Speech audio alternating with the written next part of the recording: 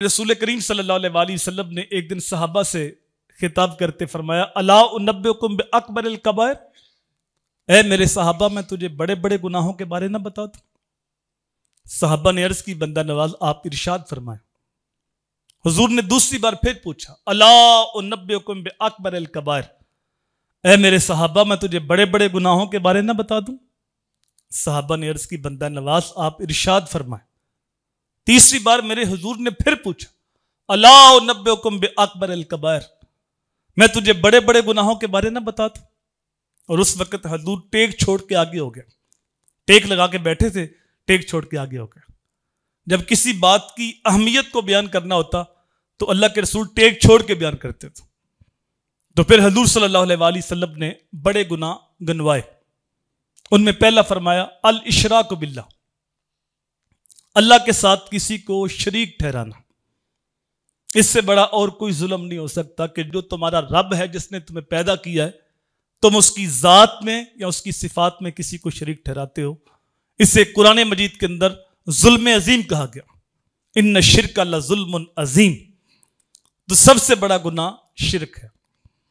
دوسرا فرمایا عقوق الوالدین، والدین کی نافرمانی کرنا۔ امام راضی لکھتے ہیں کہ انسان کی تخلیق کا سبب حقیقی اللہ تعالیٰ ہے اور سبب ظاہری ماں باپ ہے۔ اس لیے قرآن مجید میں متعدد مقامات پہ جہاں اللہ نے اپنی عبادت کا ذکر کیا، ساتھ ہی متصل والدین کے ساتھ حسن سلوک کرنے کا حکم دیا۔ شرک کے بعد سب سے بڑا گناہ ماں باپ کی نافرمانی۔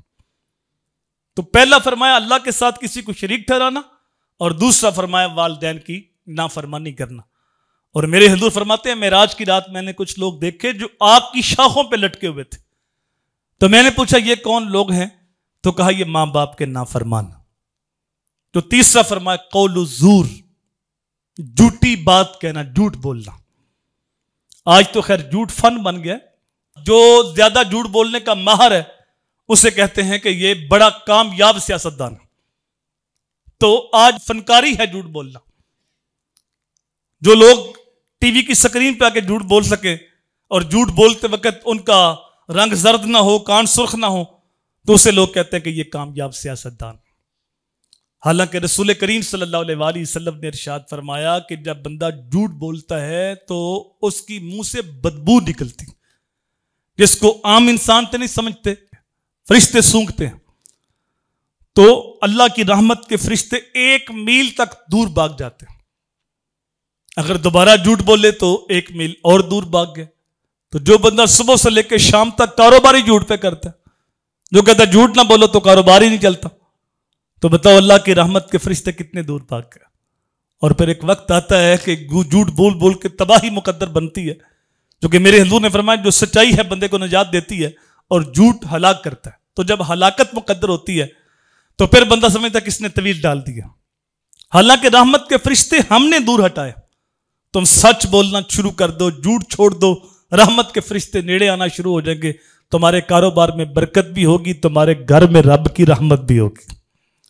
تو جھوٹ بولنا فرمایا یہ تیسرے نمبر پہ کبیرہ گناہ ہے۔ ان کبیرہ گناہوں میں سے ایک کبیرہ گناہ جہاں رسول کریم صلی اللہ علیہ وآلہ وسلم نے شرک کے بعد ماں باپ کی نافرمانی کی بات کی، تو دوسرے نمبر پہ ایک حدیث میں جو بخاری شریف کے اندر ہے القبائر الاشراک باللہ وقتل النفس۔